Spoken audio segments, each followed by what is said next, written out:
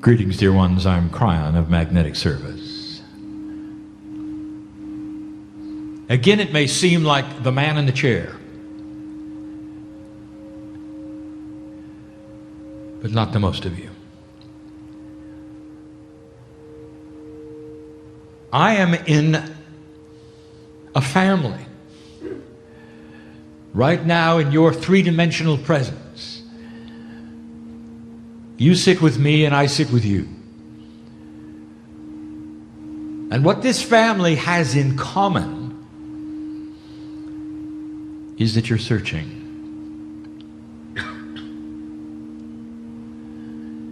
And the search brings you to a place where you will sit and listen to those things which are advanced attributes of life.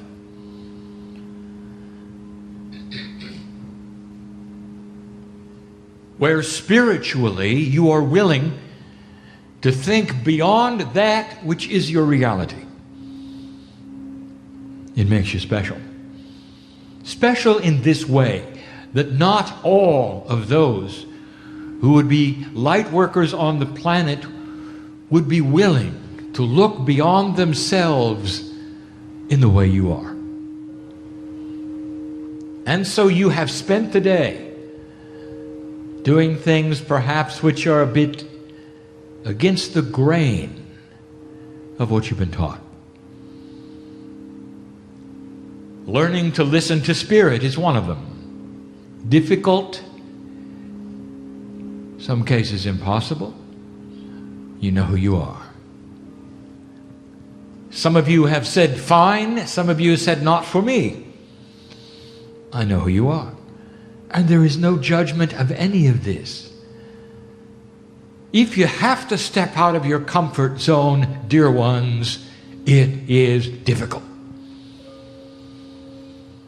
And if you never step out of your comfort zone, the same number of angels walk out with you as walk out with the healer. But it allows me to give an advanced message. And for those who may be listening, who are not of the same kind of advancement spiritually as those in the room, this may seem strange indeed. The message this evening is not long, but it deals with profundities, those things which are beyond that which are normal in 3D, and beyond that which even you think about, beyond that which you have been taught, and often flies in the face of all logic to the logical thinker. And who better to present these things than you? Who better to listen to these things than you? And should you accumulate the knowledge that is given this day, perhaps you, as the advanced one, the light worker, the old soul, would be then able to tell others in a succinct fashion about what you learned. And so this is the kind of group, dear ones, that would elicit this kind of information. For as I've said before, Spirit through Kryon is going to give information that suits the moment for the ones who are before me. And so let me begin. Only 2 subjects we bring, only 2, quickly, but profoundly and different than you would expect. Let us talk about contracts. In a 3-dimensional world, you have developed a spiritual term, and you call it contract. Now, my partner today spoke about these things in the lecture time, but many who hear this now were not here. But I want to take it even further than that. And what he said was this: You cannot look at a three-dimensional linear contract in a spiritual world, for it doesn't work. For you are learning to think in a more quantum way, that is to say, a way that is not 3D. A multi-dimensional attribute placed upon you and spirit brings you to a place where you think differently out of the logic you've been trained. All this to say that a contract is real. You come in with a yod, you come in with a purpose, you come in with something to accomplish. And you send a message to your three-dimensional self as you hear these things that says, I only have one. And it's my life's purpose. And nothing could be less linear. And it doesn't work that way. Kryon, would you please back up and give this to us in a way we can understand? Yes, I will. Let us state it clearly. There is no such thing as a lifelong contract. It cannot be this way. There are two things wrong with it. In a multidimensional state, it is always moving. In a multidimensional state, there is no singularity. Therefore, not only do you not have one contract for life, none of them are for life. In other words, you come in with multiples. Now, how can that be? I'll explain it now. And this is going to explain why some of you are so confused. If you are an old soul, let us talk about who you've been. Let us take one of you in the room who may be an orator, who may be an author. How many things have you excelled at in 1,000 lifetimes? Perhaps you're a woodworker, an artist, a musician, a sculptor, among other things. Not to mention the mother you've been sometimes, sir. And all of those things are in the soup of the now. And in you come on the planet, and as you develop as a child, your passions are all over the place. What are you going to do? And can you tell me at that point in time you're going to pick one and say, well, that's my contract? But you do. Because someone along the line told you in a question, what are you going to do with your life? And implied in that is, what one single thing are you going to do that's going to establish you? And that's the way you think, don't you? When you meet somebody for the first time and you're getting acquainted, they ask you this. They say, and what do you do? Isn't that interesting? How many human beings have you ever met for the first time and they would ask, and what have you done? How many things are you into? There's an assumption that you're singular. You do one thing and that's what your interest is. Oh, how 3D of you. And here's what I'm telling you. Multiple contracts lay upon you constantly, and they're only good for the time you want to do them. What if you should have an epiphany in your life and raise your vibration? There are those in the room who have had that. In fact, you can probably even tell me when it was. I know who's here. An epiphany in your life which had have caused you to think differently, to raise your vibration, and now you are someone else. You can even look back at who you used to be and go, I'm not that person anymore. Do you think for a moment that all of the things that laid upon you when you were 20 years old, for instance, are now applicable still simply because there's only one thing to do? And the answer is, of course not. Well, then why are you still thinking you've got one contract? Is it possible? You change them. And you do. Every single day, you have the opportunity of choosing any one of dozens of purposes you might have for yourself. And your frustration is because you lay there in a three-dimensional place, confused because you don't know which one is right. What if they're all right? And if you start to understand that they could be, I would say you are starting to step into that multidimensional place where God resides. And the divinity in you is starting to show itself as you have an understanding. What shall I be this year? Shall I write the book that's always been there, even though I don't think I'm an author? Shall I stand in front of people and teach, even though I'm not an orator? Well, yes, you are, and yes, you are. Your passion can change from time to time, depending upon the energy of the crystalline grid, where you're living. Did you hear that? And who you think you are. Don't be surprised if, as your self-worth increases and you work on yourself, your passion will change for what you think you want to do. And what is it that's going on there, dear one? You have just elevated yourself, brought forward things in your Akash, married yourself to different concepts that are multidimensional. And then there are those around you who go, look at that person who can't make up their mind what they want to do. And Spirit looks at you and say, blessed is the human who knows they can do many things.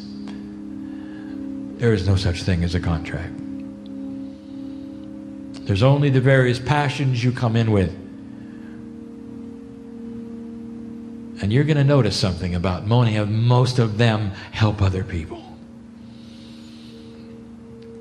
It's the compassion factor. What is it that you can do which is compassionate?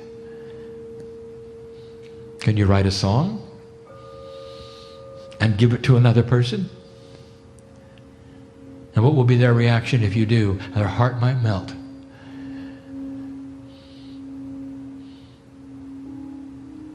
When Beethoven wrote Ode to Joy,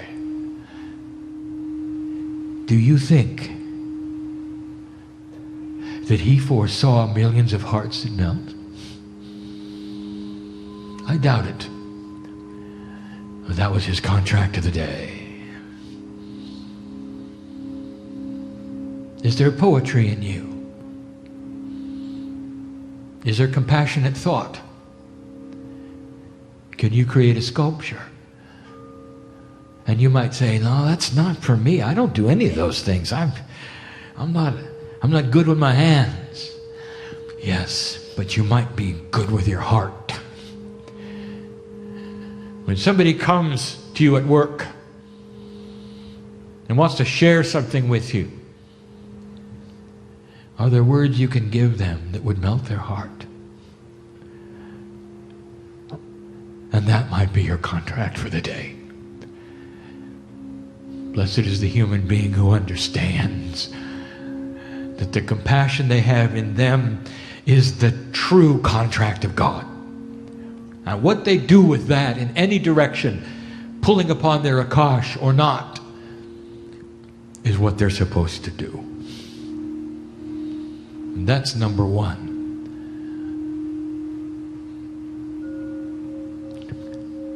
Don't decide you failed because you can't find one thing you're good at. Because as an old soul, you might be good at 50 things, really good at them.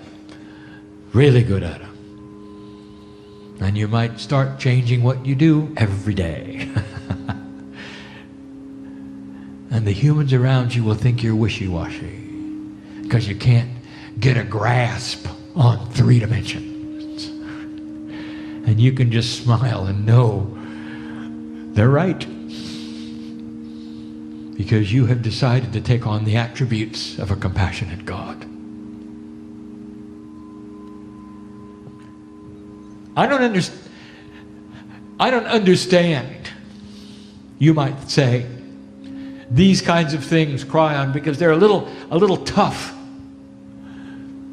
to conceive of. You have trouble with that one? Wait till you hear this one. You are advanced enough, dear ones, to listen to this. So I can plant the seeds of truth that are so bizarre to you that you may not believe it, understand how it could possibly be, work with it, because it's not in your reality, but eventually you'll know. And here it is. Let us start with the simplicity of God. That's a dichotomous statement. Do you have any trouble praying to God when you know somebody else is also? In your world, if you were going to talk to someone, including a spiritual leader, you'd take turns, wouldn't you? If somebody's talking to them, you wait in line, don't you? Do you do that with God? No. Why? And the answer is because you know God can hear multiple messages at the same time. Do you have any trouble with being in one part of the world or another part of the world or traveling from one to another and speaking to Spirit? No. What do you know about Spirit? Spirit will be in all places at once. Really? What does that tell you about Spirit? God is omnipresent. God is always with you. Spirit knows every heart, every mind. This is your mantra. I'm not giving you information you don't know. But have you ever analyzed what it might mean? It might mean that God is quantum. Outside of your reality and a quantum state, God can be everywhere at the same time, entangled with you forever. No time, no space, no distance, no singularity. Everywhere, all the time. Now, follow the logic. What are you learning here on the planet? That God is in you. I gave you the information about the splendor in your DNA. That the higher self is represented. Angelic layers are there. That chemically you're alive with God. It's inside your corporeal attributes. God is in you. Not just spiritually, but chemically. You are imbued with the divine attributes of a creator. And there you sit thinking you're singular. And you're not. Therefore, as my partner brought up today, many of you don't understand. You yourself, your name goes here, are multiple.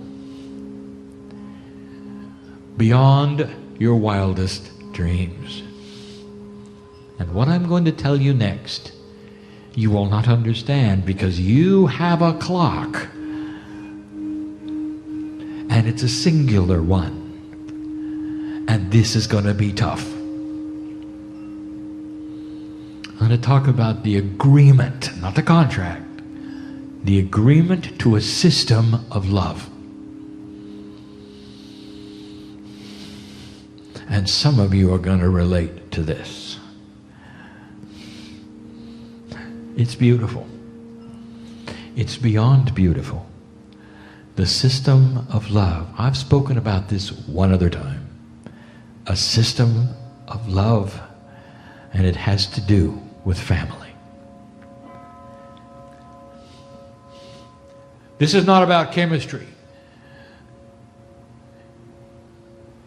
This is about the attributes of the love of a compassionate God who is inside you, who honors those who are in sorrow because they don't know the truth. Now go slow, my partner, for you are receiving a great deal of information all at once, and I can tell you're struggling to know where to begin. If you have a circle presented, and the circle has a message that is complete and total as a circle, if you take it apart and begin anywhere in the circle, that means you leave out the rest. And that is the struggle my partner has right now, because I am trying to give him a place to start.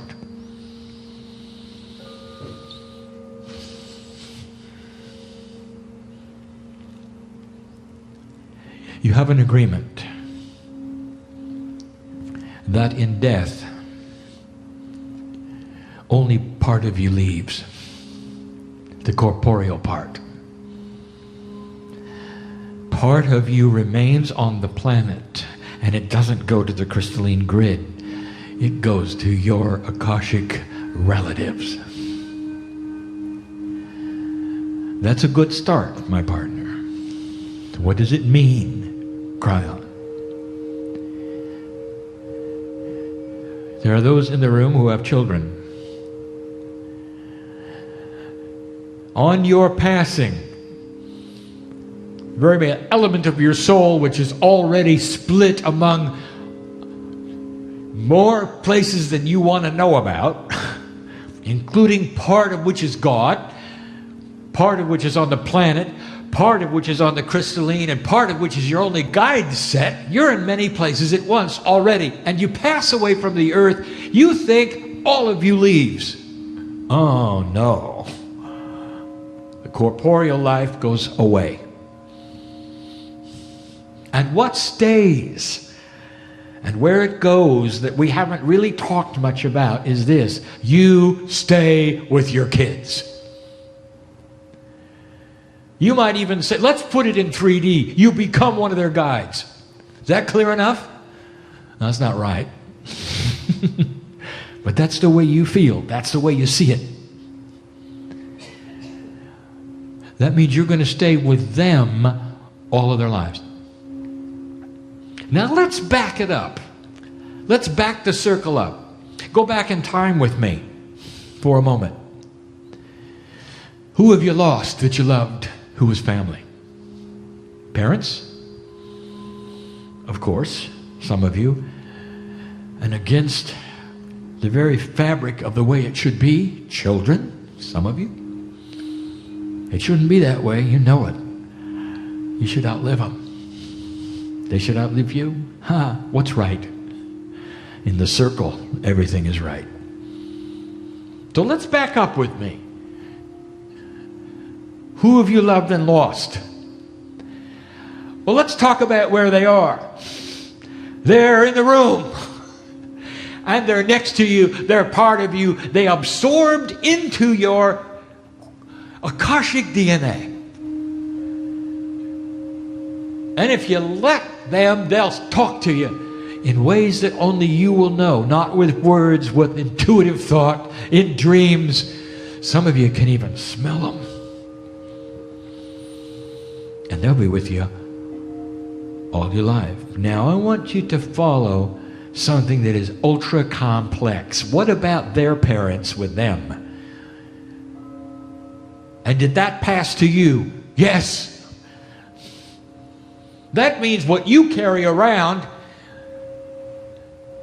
are your ancestors.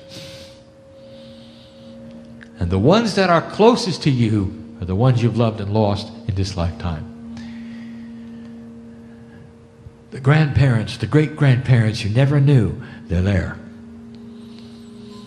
They're there in a way I cannot even begin to tell you, for it won't make sense to you, dear ones, except that they are there in honor. Why don't we take a moment and feel it? As the ancestors of you say, good job. We knew you'd be here. We knew you'd make it to the shift. Good job. And everything we did culminates in you. And we will be with you. and advise you, if you let us, all your life. And it doesn't matter whether it's parents or children, they are part of you. And that is an advanced message that many of you will go away from here and say, well, I don't feel them, or I don't believe it, or it can't be so. And that's because you just limited your own reality. And then there'll be those of you who go, oh my God, I knew it. And it explains it all. And then you'll let yourself open up. And they'll be there. And that, dear ones, is real quantum thinking. Allowing yourself on your deathbed to close your eyes with a smile and say, and I'm not gone. And you'll be right. And you'll be right. Oh, dear ones, this is a system of love, an Akashic system, a chemical system, an inheritance system. We've only scratched the surface of the way it works. You know who knew this? Who drew it in the sand? The ancients. What's the first thing the ancients did? They honored their ancestors. They even had places for them to live. Dead ones. And you come along and say, what a pagan thing is this? Look, they've got a house over there for their dead ancestors to live in. They've got an altar for them, and they do ceremony around them. Now, who do you think is the pagan here? They knew how it worked. They sensed how it worked. They had an intuition they did not block with modern technology or a modern reality that says this or that cannot be so. And they lived longer because of it. They were in touch with it. And so we'll say it again. It's time for the old ways to return. You want some wisdom? Study them.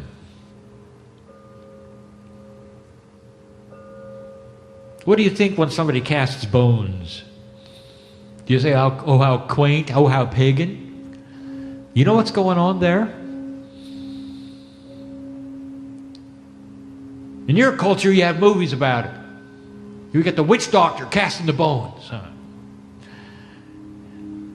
Oh, how occult of them. You know what they're doing? They're looking at how the bones fall and counting surfaces, converting it into numerology and giving potentials. That's what they're doing. Numerology, the energy of numbers. Ask Pythagoras about that. He was into it. Master mathematician who knew about the energy of numbers. They weren't simply objects on a page that were sequential. They were energy. There are so many things hidden in what the ancestors did that you should take another look before you decide what was right and what was wrong. And so in these things we bring you this day, only two. We bring you truths that are beyond the scope of almost every human on the planet of belief. Even some of you will go away scratching your head saying, I'm not really sure I understood it. And that is as it should be. The human being needs time.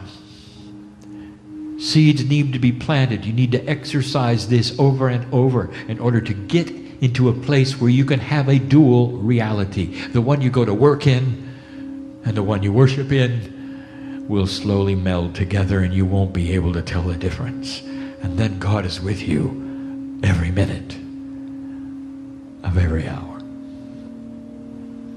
And that is the message for this day. And I hope it has touched you in a way that you'll go out so different. How many of you are going to claim this? How many of you have the courage to sit in the chair and say, thank you, Spirit. I knew this was so. For this, I now understand they're not gone. That ought to mean something. It does to my partner. For it's the first time he's really got it. It includes even friends. They don't have to be biological. Because sometimes friends are akashic groups, karmic attributes attached to you. Feels like a sister or a brother, but isn't biological, but they're family. And they're with you too. Did you know that? This is bigger than you think. Go from this place, claim this, and be better because of it. Join your ancestors in the wisdom that they had that is not acknowledged this day as anything but paganism and trite, and start to understand perhaps they had the truth and you're just now learning it. And so it is.